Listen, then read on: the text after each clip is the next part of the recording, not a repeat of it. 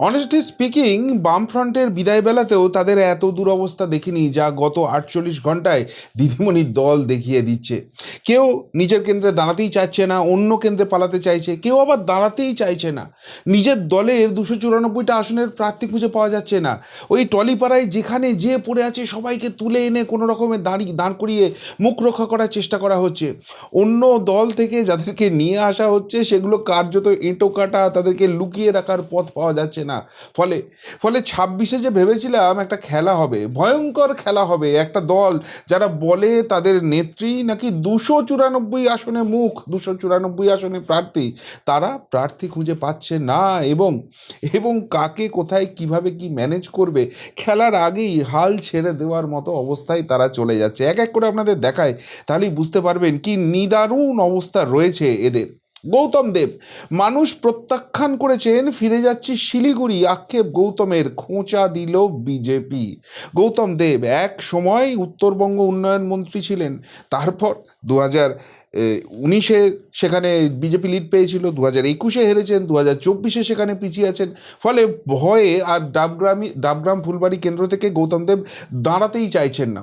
তিনি বলছেন তিনি নাকি শিলিগুড়ি চলে যাবেন, আর তাতে করে ডাবগ্রাম ফুলবাড়ির মানুষ তারা নাকি বুঝবেন, আসলে তারা বুঝে গেছেন যে এই সব অপদার্থদের দিয়ে কিছু হবে না, সেই জন্য বারবার বারবার হারিয়েছেন।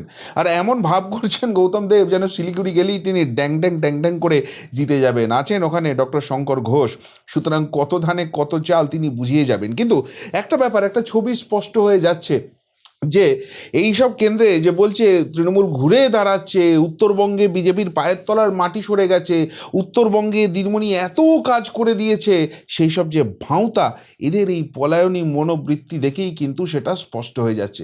আসলে হবে না কেন? যে ঘটনাটা ঘটছে সেটা তো মারাত্মক।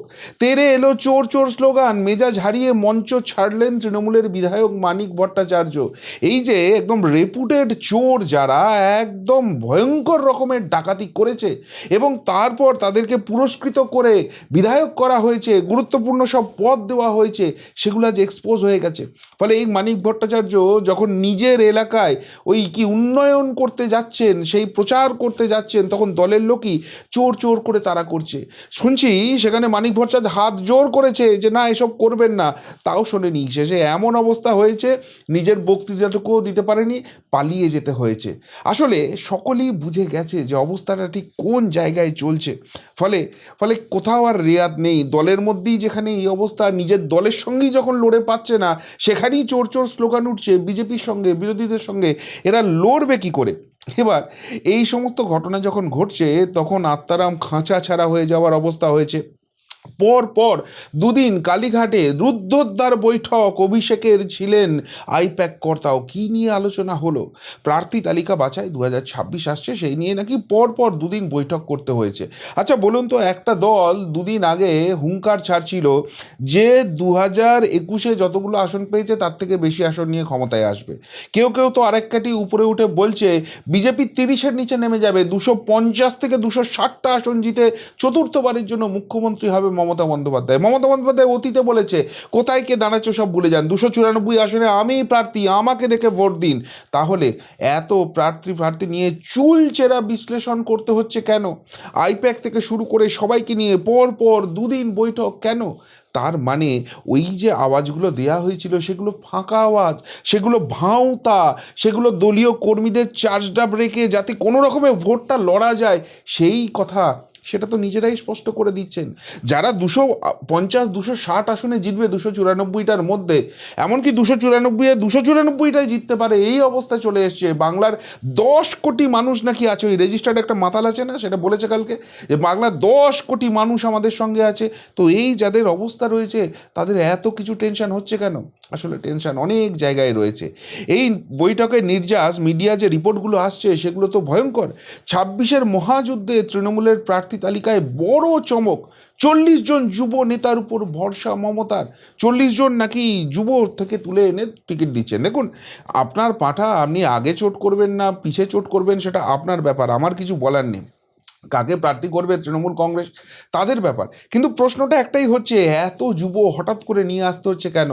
এই দলটার এতগুলো বিধায়ক রয়েছে, তারপর এদের উন্নয়নের জোয়ারে ভেসে অন্য দল থেকেও যারা যারা যেতে সবাই এদের দলে চলে আসে, তাহলে এত হাঁকু পাকু অবস্থা হচ্ছে কেন?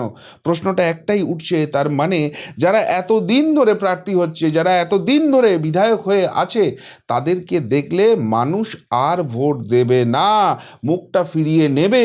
সেই জন্য নতুন মুখ নিয়ে আসছে, যাতে ওই দুর্নীতির ছাপটা তারা না করে, যাতে মানুষ আরেকবার এদিক ওদিক করে কোনো রকমে জিতিয়ে দিতে পারে, সেই প্রচেষ্টা রয়েছে। যদি মমতা বন্দ্যোপাধ্যায়ের মুখেই 294 আসনে মানুষ ভোট দিত, যদি এরা আগামী 300 বছরের উন্নয়নের কাজ করে দিত, যদি এরা সত্যি 365 দিন 24 ঘন্টা মানুষের পাশে থাকে, মাটি মানুষের উন্নয়নের কাজ করেছে, কেন্দ্র কিচ্ছু করে না, বাম কংগ্রেস এরা কেউ কিচ্ছু করেনি, বাংলায় যা কিছু হচ্ছে সব তৃণমূল আমলে, এই যদি সত্য হয়, তাহলে প্রার্থী নিয়ে এত এত কিছু চিন্তা রয়েছে কেন? এখানেই শেষ নয় এদের টেনশনের। আরও মজার ব্যাপার মিডিয়াতে রিপোর্ট হচ্ছে, প্রার্থী তালিকা নিয়ে কালীঘাটে মমতা অভিষেক বৈঠক, চমক 2 তারকা প্রার্থী। এই মিডিয়া রিপোর্ট বলছে যে একজন গায়িকা, ওই কী সব পাঁচালি ফাঁচালি করেছে সেই গায়িকা, এবং সদ্য দলে যোগ দেওয়া এক অভিনেত্রী, তাদেরকে নাকি প্রার্থী তালিকা দিয়ে চমক দিতে হবে। তাহলে কি মমতা বন্দ্যোপাধ্যায়ের মুখটা আর কাজ করছে না? মমতা ব্যানার্জির মুখটা দেখালে আর ভোট পাওয়া যাবে না? এইসব গায়িকা নায়িকা এদেরকে নিয়ে এসে সব প্রার্থী করতে হবে? শুধু তাই নয়, আমি যেটুকুনি খবর পাচ্ছি, একজন রয়েছে লোকের বউ ফুঁসলে নিয়ে নেওয়া একটা মাল, একটা অভিনেতা, তাকে প্রার্থী করার নাকি অফার দেওয়া হচ্ছে। বিজেপির টিকিটে 2021-এ লড়েছিল তেমন এক অভিনেত্রীকে নাকি অফার দেওয়া হচ্ছে। একজন কপি, যাকে ওই ত্রিশূল কাণ্ড নিয়ে খুব বিতর্ক আছে, তাকেও নাকি অফার দেওয়া হয়েছে। একজন প্রবীণ অভিনেতা, যাকে ভাইপো গিয়েছিল পাঁচালি টাঁচালি শোনাতে, তাকে নিয়ে আসা হচ্ছে। টলিপাড়ার একজন দাড়িওয়ালা গায়ক আছে, প্রবীণ গায়ক, ওই সভা টভা হলে গিয়ে মাইক ধরে গান টান করে, সেই গায়কের নাম শোনা যাচ্ছে। মানে এখানে যখনই আমরা দেখি নির্বাচন আসে, টলিপাড়া থেকে যাকে পারে তুলে নিয়ে এসে প্রার্থী করে দেয়। আবারও বলছি, আমার তাতে কোনো আপত্তি নেই, কিন্তু এবার যা অবস্থা হয়েছে, যে কজন যেখানে বেঁচে কুচে আছে সবাইকে তুলে নিয়ে এসে প্রার্থী করো ভাই। আমার দলের লোকেদের যদি প্রার্থী করা হয়, তাহলে আর ভোট পাওয়া যাবে না। এটাই কি সিগন্যাল? ওই যতই বলুক সমাজের সব স্তর থেকে নিয়ে এসে আমরা প্রতিনিধিত্ব করছি, আসল ফ্যাক্ট কি সেটাই? চর্চা তো অন্য কিছু হচ্ছে সোশ্যাল মিডিয়ায়। এবং আরও মজার ব্যাপার যেটা আমার সামনে এলো, সেটা হচ্ছে এইসব মন্ত্রীরা নাকি এবার টিকিটই পাবেন না। এই মিডিয়া রিপোর্ট বলছে যে 3 থেকে 5 জন মন্ত্রী নাকি টিকিট পাবে না, এবং 10 থেকে 12 জন মন্ত্রীর আসন বদল হবে। শুধু তাই নয়, যারা জেল খেটেছে এরকম 3 জন বিধায়ক নাকি এবার টিকিট পাবে না। 3 জন নয়, 3-এর অনেক বেশি তো জেল খেটেছে, তাহলে মাত্র 3 জনকে কেন কাটা হচ্ছে? তার কারণ হচ্ছে বাকিদের কাটা আছে, তাদের একটু বেশ ওয়েট আছে। তারা যদি মুখ খুলতে শুরু করে, তাহলে অনেক কিছু বেরিয়ে চলে আসবে ভোটের আগে। তার উপর যদি নির্দল হিসেবে দাঁড়িয়ে প্রচারে সেসব বলে, তাহলে তো একদম ঘ্যাচাং ফু হয়ে যাবে। তো যারা 300 বছরের উন্নয়ন করেছে, তাদের 3 থেকে 5 জন মন্ত্রীকে টিকিট দেওয়া হচ্ছে না কেন? আর যদি তাদের টিকিট দেওয়া না হয়, তার মানে তারা পারফর্ম করতে পারছে না, তাদেরকে রাজ্য মন্ত্রিসভায় এখনও বহাল করে রেখে দেওয়া হয়েছে কেন? রাজ্যটা তার মানে পিছিয়ে দিচ্ছে এরা ইচ্ছা করে? 10-12 জনের কেন্দ্র কেন বদল করতে হচ্ছে? এরা তো এমনিই 24 ঘন্টা মানুষের উন্নয়ন করে, মন্ত্রী মানে সে তো ফাটাফাটি উন্নয়ন করেছে, তাহলে তাকে লুকিয়ে অন্য কেন্দ্রে পাঠাতে হচ্ছে কেন? তার মানে হাওয়া যে অত্যন্ত খারাপ। এবং ভোট যদি স্বচ্ছভাবে হয়, গণনা যদি স্বচ্ছভাবে হয়, তাহলে এবারে ঢাকি সমেত বিসর্জন একবারে নিশ্চিত, সেটা এরাই প্রমাণ করে দিচ্ছে। নতুন করে কাউকে কিছু প্রচার করার দরকার নেই, নতুন করে কাউকে কিছু বলার দরকার নেই। ওই 250-260 আসন পাওয়া গল্প, সেটা এরাও বুঝে গেছে, এবং সেই গল্প দিয়ে বেশি দিন যে টানা যাবে না, সেই ছবিটা কিন্তু এদের কাছে ক্রমশ স্পষ্ট হয়ে যাচ্ছে। এরপর সবথেকে মজার যে ব্যাপারটা হচ্ছে, আজকে দেখলাম বিজেপিতে যাওয়া ভুল হয়েছিল, তৃণমূলে ফিরে বোধোদয় প্রাক্তন বিধায়ক দীপেন্দু বিশ্বাস একসময় মোহনবাগান, ইস্টবেঙ্গল, মোহামেডান সব খেলেছেন, আমার অত্যন্ত প্রিয় ফুটবলার ছিলেন। তারপর তাকে প্রার্থী করা হয়েছিল বসিরহাট দক্ষিণে, সেখানে তিনি শ্রমিক ভট্টাচার্যের কাছে উপনির্বাচনে হেরে যান। তারপর তিনি আবার ওই 2016 নির্বাচনে বিধায়ক নির্বাচিত হন ওখান থেকেই, এবং তারপর যেটা হয়, তাকে আর টিকিট দেওয়া হয় না। তো যখন 2021-এ টিকিট দেওয়া হচ্ছে না শুনছেন, তখন তিনি বিজেপিতে যোগদান করেছিলেন, কিন্তু তার যা ক্যাপাসিটি সেই জায়গা থেকে বিজেপিও তখন তাকে টিকিট দেয়নি। গতবার 2021-এ যেটা হয়েছিল, তৃণমূল থেকে যাদেরকে যাদেরকে বিজেপি নিয়েছিল মোটামুটি সকলকেই টিকিট দিয়েছিল, কিন্তু এই দীপেন্দু বিশ্বাসকে টিকিট দেয়নি। তারপর যখন হেরে গেল বিজেপি, 2022-এ বিজেপি থেকে পদত্যাগ করেছিল। গত 4 বছর কি করেছে কেউ জানে না। হ্যাঁ, আমি যেটুকুনি জানি, মোহামেডান ক্লাবের দায়িত্ব তিনি নিয়েছেন এবং দায়িত্ব নিয়ে এমন একটা জায়গায় ক্লাবকে নিয়ে গেছেন যে তাদের জুনিয়র টিম 5 ম্যাচে 75 গোল খেয়েছে এবং টুর্নামেন্টের মাঝপথেই সেই দলটাকে তুলে নিতে হয়েছে।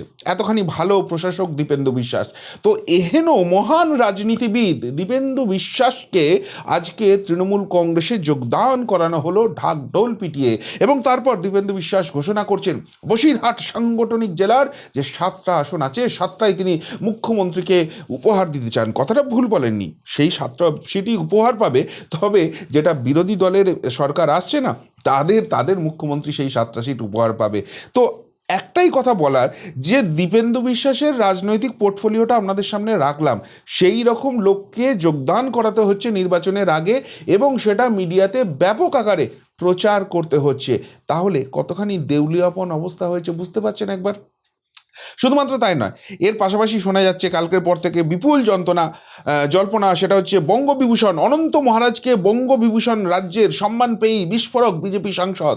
এই অনন্ত মহারাজ বলেছে যে বিজেপি উত্তরবঙ্গের জন্য কিছুই করেনি, যা করার মমতা বন্দ্যোপাধ্যায় করেছে। স্বাভাবিক, এরকম এঁটোকাটা পুরস্কার পেলে তো সে একটু গুণগান গাইতেই হবে, নাহলে আর এমনি এমনি দিয়েছে এই পুরস্কারগুলো।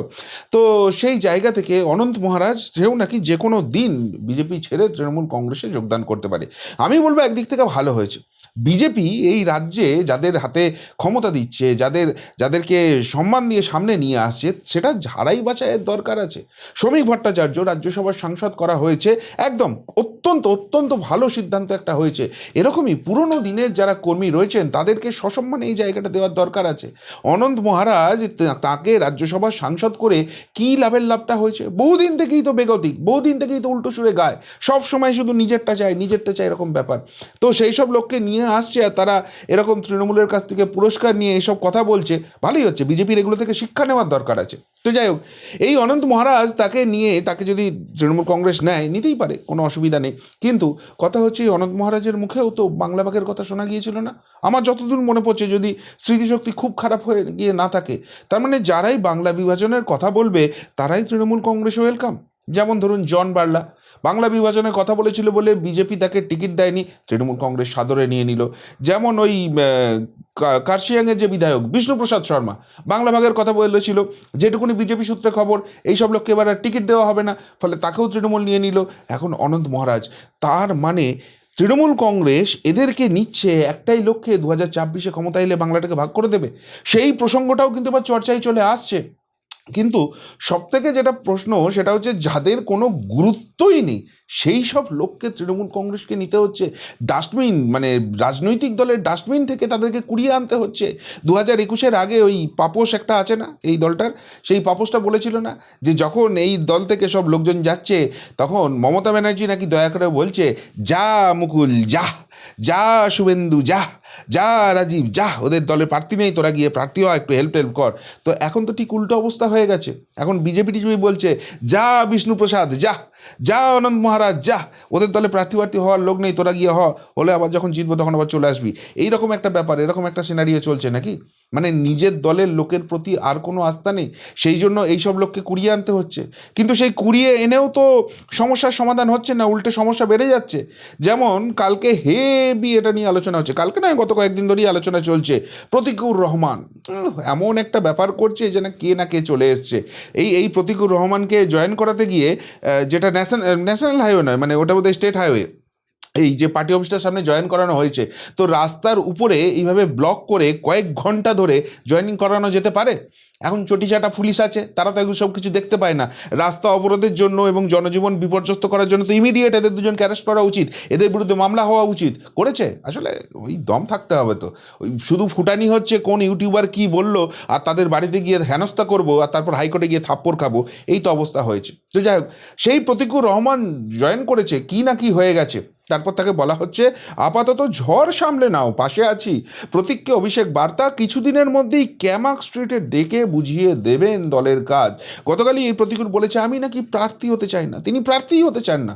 আচ্ছা, আপনি একটা রাজনৈতিক দলে যোগদান করছেন, যেই যোগদান করে সেই তো বলে আমি দলের অনুগত সৈনিক, দল আমাকে যে ভূমিকায় চাইবে, দল আমাকে যে কাজ দেবে, যে দায়িত্ব দেবে আমি সেটা নিষ্ঠাভরে পালন করব। তো দল যদি একে প্রার্থী হিসেবে ভাবে, তাহলে তিনি আগে থেকেই কেন বলছেন প্রার্থী হবেন না? মানে তিনি বুঝতে পারছেন দক্ষিণ 24 পরগনার মতো জায়গা, মগরাহাট পশ্চিম থেকে কথা হচ্ছে তাকে প্রার্থী করা নিয়ে, সেখানে দাঁড়ালেও এবার কপালে দুঃখ আছে। ওখানে বিজেপি না জিতুক, অন্য কোনো বিরোধী দল জিতে যাবে না তো? এই আইএসএফ টাইএসএফ যেভাবে ওখানে কাজ করছে, সংখ্যালঘুরাও এবার একে ভোট দেবে না, সেই জন্য কি ভয়ে দাঁড়াতে চাইছে না। এবং একে দলে নেওয়ার পর এমন বিতর্ক শুরু হয়েছে, এই যেটা বলতো সিপে মূল সেটিং, সেটা এমন প্রবলভাবে এসছে যে আপাতত মালটাকে কিছুদিন গ্যারেজ করে রেখে দেওয়া হোক, আপাতত জ্বর সামলে নাও, তারপর যখন একটু এসব থেমে টেমে যাবে তখন আবার তোমাকে সামনে নিয়ে আসবো, এই বার্তা দিতে হচ্ছে। তা একটা নেতাকে দলে নিয়েছো, যাকে প্রার্থী করার কথা হচ্ছে, তাকে কদিন আড়ালে থাকার কথা কেন বলা হচ্ছে, আড়ালে থাকার নির্দেশ কেন দেওয়া হচ্ছে? মানে এইসব যোগদান করিয়েও আলটিমেটলি লাভের লাভ কিছু হচ্ছে না। তাহলে কতখানি দেউলিয়াপন অবস্থা হচ্ছে, চারিদিক থেকে কুড়িয়ে বাড়িয়ে কোনো রকমের 294 জন জোগাড় করার চেষ্টা। দলের মধ্যে যারা আছে, মুখ্যমন্ত্রীর পাশের চেয়ারে বসেও যারা চুরি করে, সেই চুরিটা হয় মুখ্যমন্ত্রী বুঝতে পারে না, ধরতে পারে না, এতখানি অপদার্থ প্রশাসন, আর না হলে সেটা বুঝতে পেরেও চুপ করে থাকে, সেখানে অন্য কোনো স্বার্থ কাজ করছে। সেই কথা তো সোশ্যাল মিডিয়ায় চর্চা হচ্ছে, সেই কথা তো জনমানুষের চর্চা হচ্ছে। ফলে এই মুখগুলোকে চেঞ্জ করতে হবে, কিন্তু মুখ চেঞ্জ করলে কি আর লাভ হবে? গোটা বাংলা বুঝে গেছে এবং সিদ্ধান্ত নিয়ে ফেলেছে, আর তাই তাই খেলা শুরুর আগেই কার্যত কোণঠাসা, সেটা নিজেরা খুব ভালো করে বুঝতে পারছে। আর তাই ওই 250-260-এর গল্প দিয়ে আর কিছু হবে না, যদি এই সব চেঞ্জ করে কিছু হয়। কিন্তু এই কিছু হওয়াটাতে যে দেউলিয়াপনা দেখাতে হচ্ছে, তাতে আলটিমেটলি যে কিছু হবে না, সেটা নিজের দলের কর্মী সমর্থকদের কাছে এই বার্তাটা তো স্পষ্ট হয়ে যাচ্ছে। কি বলবেন এই দলটার এই ছন্ন ছাড়া অবস্থা নিয়ে? যদি কিছু বলার থাকে অবশ্যই কমেন্ট বক্সে কমেন্ট করে জানাবেন। এখনকার মতো এখানেই শেষ করলাম, ফেরত আসছি নতুন প্রতিবেদন নিয়ে খুব তাড়াতাড়ি। ভালো থাকবেন, সাথে থাকবেন, পাশে থাকবেন। নমস্কার।